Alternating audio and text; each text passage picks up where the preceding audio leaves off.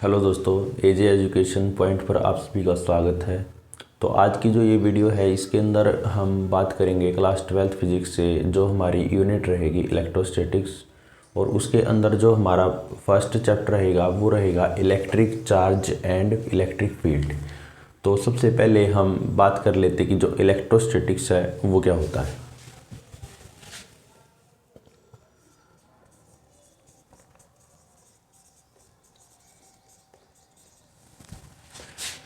देखिए यहाँ पर जैसे नाम है इलेक्ट्रोस्टैटिक्स, तो इलेक्ट्रोस्टैटिक्स का मतलब इलेक्ट्रो का मतलब हो गया इलेक्ट्रिसिटी से रिलेटेड, इलेक्ट्रिसिटी। और जहाँ पर स्टैटिक्स वर्ड आता है वहाँ पर चीज़ें क्या होती हैं, रेस्ट में होती। तो इलेक्ट्रोस्टैटिक्स से फिजिक्स का या इलेक्ट्रिसिटी का वो ब्रांच है जिसमें क्या होगा, इलेक्ट्रिसिटी रेस्ट। इलेक्ट्रिसिटी रेस्ट का मतलब, और इलेक्ट्रिसिटी की बात होगी तो हम बात करेंगे चार्ज की, तो चार्ज को रेस्ट पे लेके पढ़ेंगे। तो इलेक्ट्रोस्टैटिक्स में हम क्या पढ़ेंगे, चार्ज को रेस्ट में लेके पढ़ेंगे। और जब चार्ज रेस्ट में होते तो उसकी वजह से हमारे पास जो फोर्स लगेंगे, जो फील्ड जनरेट होगी, ठीक है, और जो पोटेंशियल होगी उसको हम स्टडी करेंगे।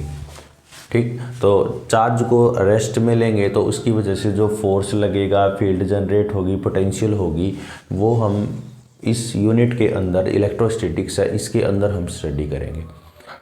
तो सबसे पहले हम बात कर लेते हैं कि कुछ हमारे पास स्टैटिक इलेक्ट्रिसिटी के एग्जाम्पल हैं, क्योंकि हमने इलेक्ट्रोस्टैटिक्स में पढ़ना है कि जो चार्ज है उसको रेस्ट में पढ़ेंगे। तो कुछ एग्जाम्पल है हमारे पास, ये मैंने यहाँ पर कुछ एग्जाम्पल लिखे हुए हैं। और यहाँ पर ये इन सब कंडीशन में जो चार्ज होता है वो क्या होता है, वो रेस्ट पे होता है। तो देखिए सबसे पहला एग्जाम्पल है कि जो स्पार्क है, स्पार्क और हीटिंग ऑफ ये है कि थोड़ा सा एक छोटा सा स्पार्क प्रोड्यूस होगा या छोटा सा क्रैकल टाइप में साउंड प्रोड्यूस होगी जब हम क्या करेंगे, जब हम विंटर के अंदर अपने जैसे कपड़े हैं, गर्म कपड़े हैं, उनको उतारते हैं तो हमें क्या मिलती है, हमें एक छोटा सा स्पार्क प्रोड्यूस होता है। ठीक है, वो क्यों होता है स्पार्क प्रोड्यूस, वो क्यों होता है, वो क्यों होगा, क्योंकि जो चार्ज हमारी बॉडी के ऊपर जब गर्म कपड़ा आता है तो हमारी बॉडी लगातार उसकी वजह से रब होने की वजह से क्या होता है कि कुछ ना कुछ चार्ज जनरेट हो जाता है। तो उसकी वजह से जब वो चार्ज मिलते हैं तो स्पार्क प्रोड्यूस होता है। तो इसकी वजह से हमें क्रैकल टाइप की साउंड है वो क्या है, वो सुनाई देती है।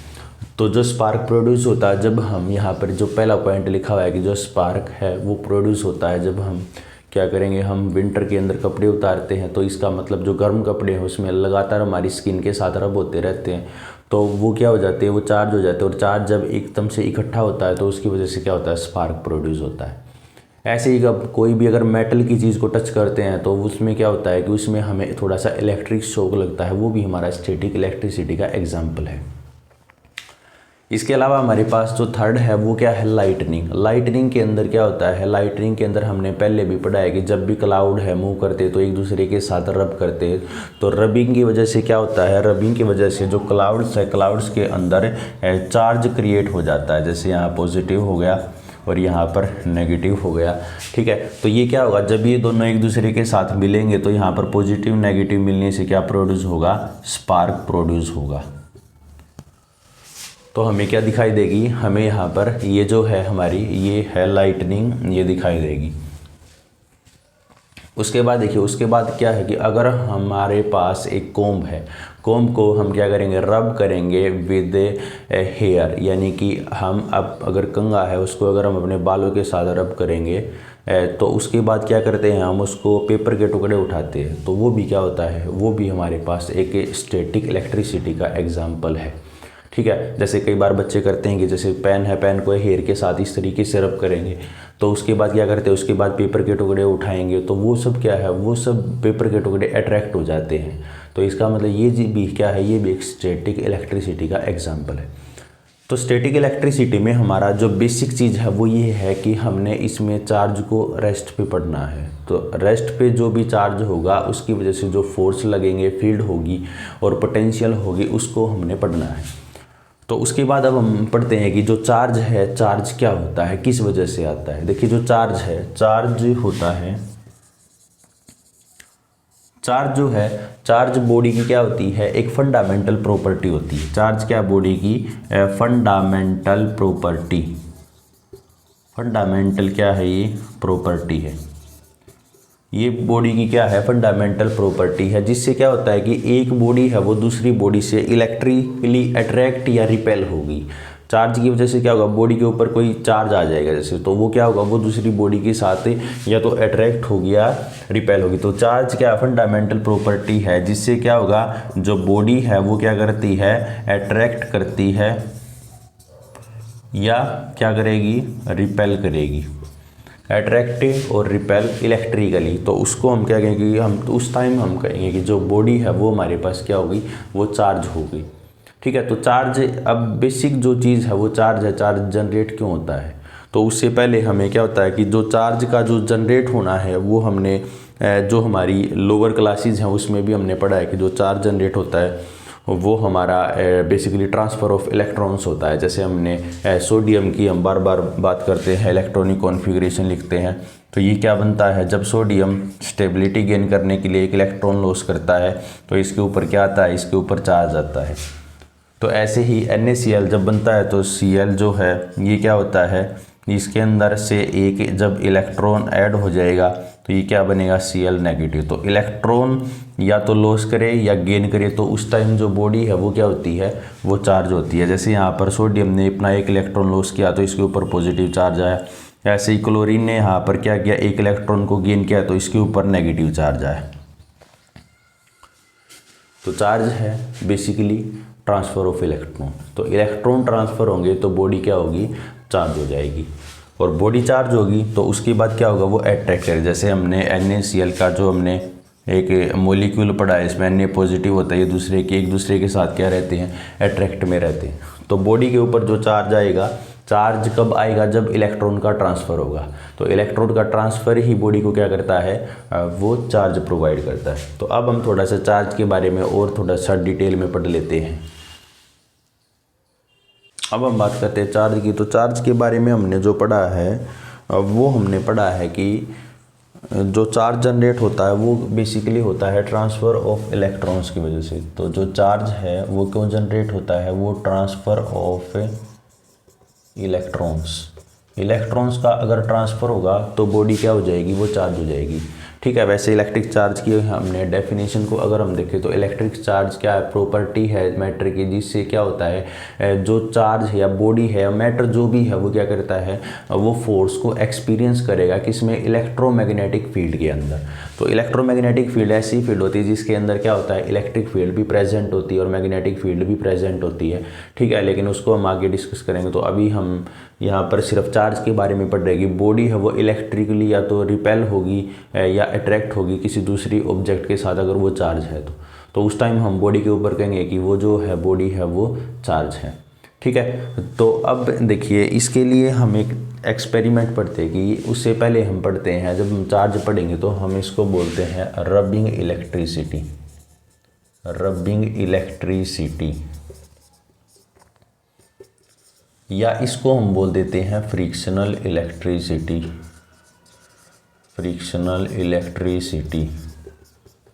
एक हमारे पास रबिंग इलेक्ट्रिसिटी या इसका जो दूसरा नाम है वो क्या है, वो फ्रिक्शनल इलेक्ट्रिसिटी। इसमें क्या करेंगे, इसमें हम बॉडीज़ को क्या करेंगे, बॉडीज़ जो होगी वो क्या करेंगे, रब करेंगे एक दूसरे के साथ, बॉडीज़ रब विद ईच अदर, एक दूसरे के साथ क्या करेंगे, बॉडीज़ को रब करेंगे। तो उसकी वजह से क्या होगा, बॉडी जो है वो चार्ज हो जाएगी। जब हम बॉडी को एक दूसरे के साथ रब करेंगे तो बॉडी क्या हो जाती हैं, वो चार्ज हो जाती हैं। उसी को हम क्या बोलते हैं, उसी को हम स्टैटिक, ये फ्रिक्शनल इलेक्ट्रिसिटी या रबिंग इलेक्ट्रिसिटी भी बोलते हैं।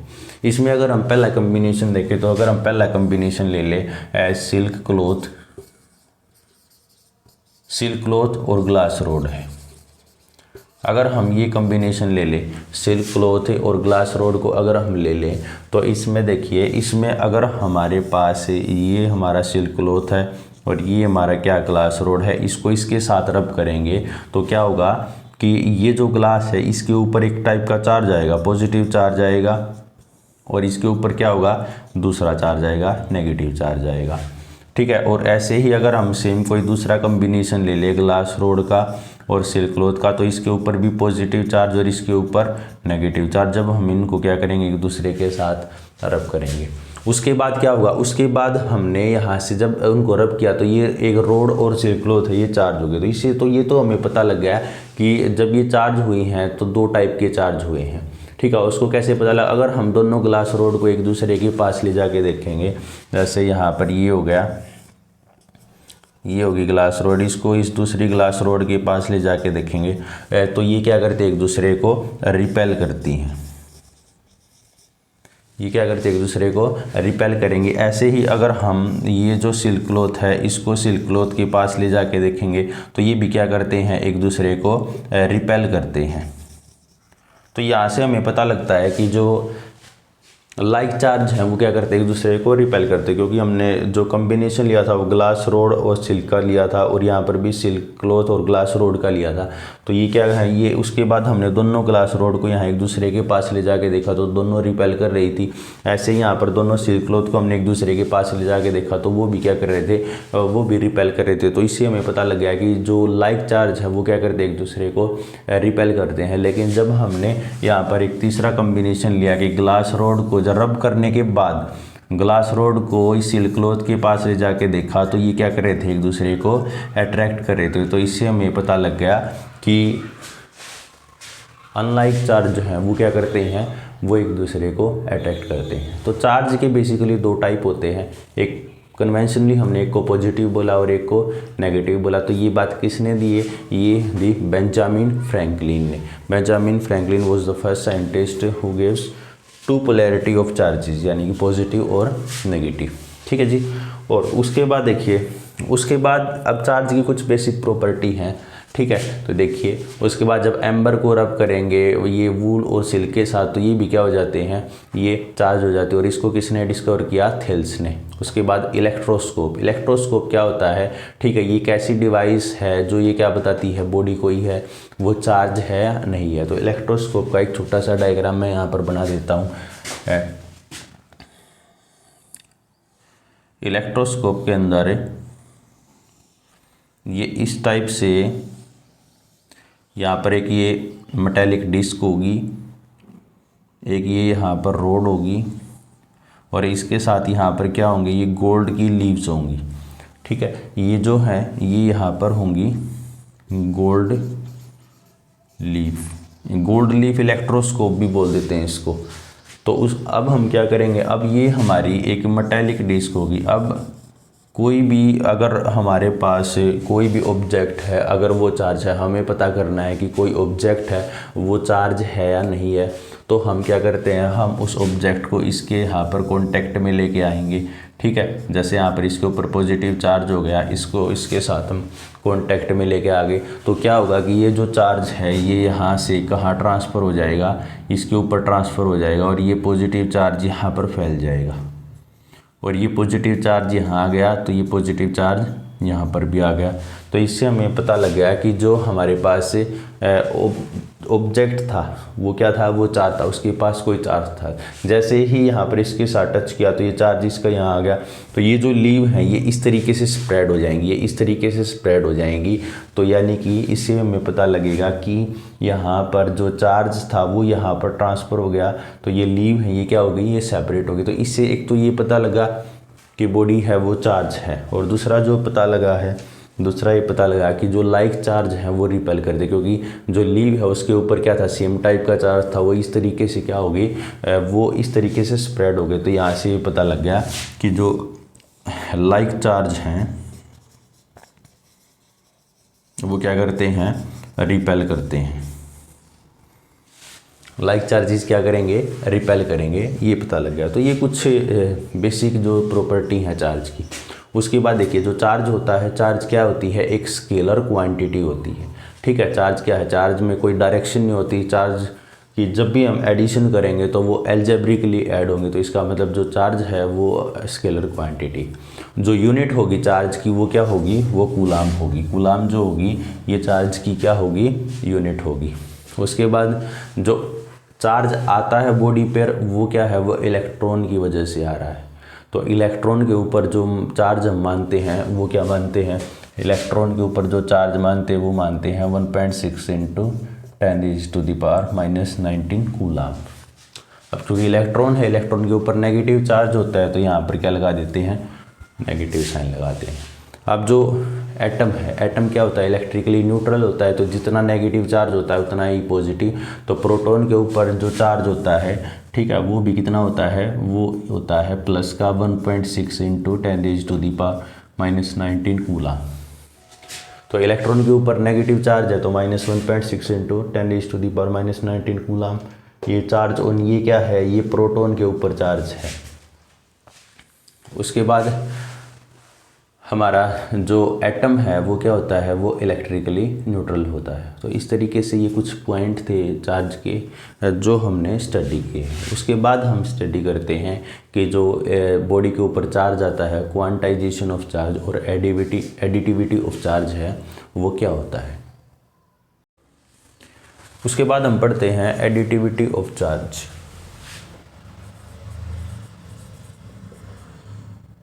एडिटिविटी ऑफ चार्ज,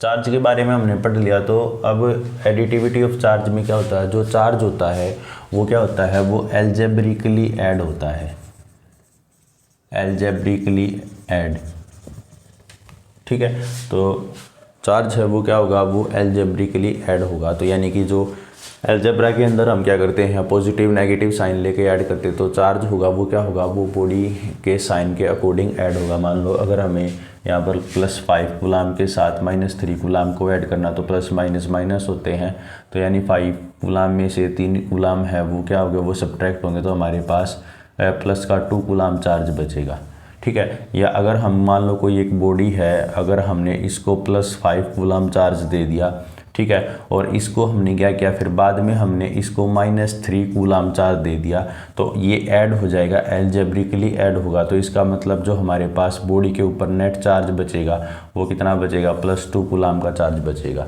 तो ये -3 कूलम चार्ज देने के बाद बॉडी के ऊपर क्या बचेगा, प्लस का 2 कूलम चार्ज है वो बचेगा। तो जब भी चार्ज ऐड होगा वो क्या होगा, वो हमारे पास एल्जेब्रिकली ऐड होगा, ठीक है। तो अब देखिए, अगर हमारे पास ये एक ऑब्जेक्ट है, ये हमारे पास कोई स्फीयर ए है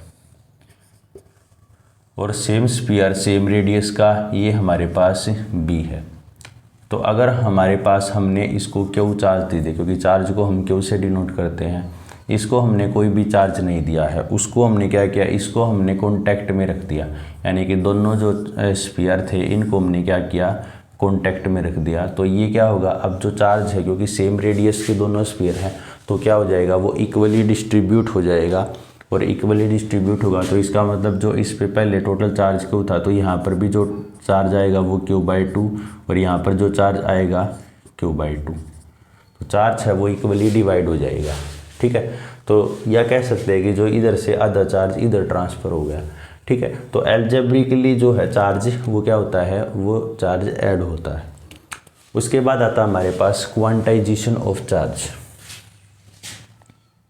इससे पहले हम एक कंजर्वेशन ऑफ चार्ज है उसको पढ़ लेते हैं। कंजर्वेशन लॉज हमने पहले बहुत पढ़े हैं। कंजर्वेशन ऑफ चार्ज की अगर हमारे पास कोई भी बॉडी है या कोई भी एक जो टोटल चार्ज है, यानी टोटल जो चार्ज होगा आइसोलेटेड सिस्टम का, total charge on isolated system वो क्या रहता है, वो रहता है हमारे पास constant. Total charge on an isolated system क्या रहता है, हमेशा कांस्टेंट रहता है। तो इसी को हम क्या बोलते हैं, कंजर्वेशन ऑफ चार्ज। चार्ज को ना तो क्रिएट किया जा सकता है, ना ही उसको डिस्ट्रॉय किया जा सकता है, ठीक है। इसको एक बॉडी से दूसरी बॉडी पे ट्रांसफ़र किया जा सकता है, ये भी इसकी स्टेटमेंट है। या टोटल चार्ज है आइसोलेटेड सिस्टम के अंदर, वो क्या रहता है, कांस्टेंट। क्योंकि कंजर्वेशन का मतलब हमने पहले भी पढ़ा है, इसका मतलब होता है कांस्टेंट। उसके बाद हम पढ़ते हैं quantization of charge. Quantization of charge, quantization का मतलब ये है कि जो चार्ज का ट्रांसफ़र होगा वो यूनिट्स में ट्रांसफ़र होगा। तो इसकी जो स्टेटमेंट है कि जो टोटल चार्ज होगा, यानी टोटल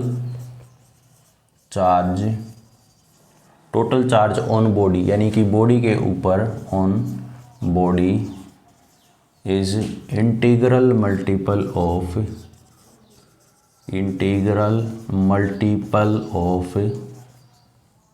चार्ज ऑन इलेक्ट्रॉन, यानी कि क्वांटाइजेशन ऑफ चार्ज के अंदर ये है कि जो टोटल चार्ज होगा बॉडी के ऊपर वो क्या होगा, वो इंटीग्रल मल्टीपल होगा चार्ज ऑन इलेक्ट्रॉन की यूनिट में चार्ज जाएगा। जैसे क्योंकि हमने पहले भी पढ़ा है कि जो बॉडी है, बॉडी के ऊपर चार्ज क्यों आता है, जब इलेक्ट्रॉन का ट्रांसफ़र होता है। तो बॉडी कोई भी चार्ज गेन करेगी तो वो इलेक्ट्रॉन के चार्ज के मल्टीपल में गेन करेगी। तो इसका मतलब जो टोटल चार्ज होगा बॉडी के ऊपर, ये क्या ये होगा टोटल चार्ज, वो क्या हो जाएगा हमारा, वो हो जाएगा n इंटू ई। जो n होगा हमारे पास ये 0 1 2 3 इस तरीके से, क्योंकि या तो एक इलेक्ट्रॉन ट्रांसफ़र हो जाए या 0 हो जाए या 1 हो जाए 2 हो जाए 3, ऐसा नहीं होगा कि आधा इलेक्ट्रॉन इधर ट्रांसफ़र होगा, 1.5 इलेक्ट्रॉन इधर होगा, 2.5 हो गए इस तरीके से, 2.5 हो गई। तो इस तरीके से नहीं होगा। हमारे पास जो टोटल चार्ज होगा वो क्या होगा, वो इलेक्ट्रॉन की यूनिट के जो इलेक्ट्रॉन के ऊपर चार्ज होता है उसमें ट्रांसफ़र होगा। तो ये है हमारा क्वांटाइजेशन ऑफ चार्ज। ठीक है, तो यानी कि बॉडी से हम क्या कर सकते हैं, बॉडी से एक इलेक्ट्रॉन ट्रांसफ़र हो जाए, 2 हो जाए, 3 हो जाए, 4 हो जाए। ठीक है, इस तरीके से बॉडी के इलेक्ट्रॉन ट्रांसफ़र होंगे तो बॉडी चार्ज हो जाएगी। लेकिन ऐसा नहीं, क्योंकि बॉडी से आधा इलेक्ट्रॉन ट्रांसफ़र हो गया, ठीक है, 1.5 हो गया, 2.5 हो गया, ऐसा नहीं होगा, पूरा का पूरा इलेक्ट्रॉन ट्रांसफ़र होगा। तो कोई भी बॉडी है वो चार्ज गेन करती है तो वो इलेक्ट्रॉन की जो यूनिट होती है, इलेक्ट्रॉन के ऊपर जो चार्ज होता है उसकी यूनिट में ही क्या करेगी, वो बॉडी है वो चार्ज गेन करेगी।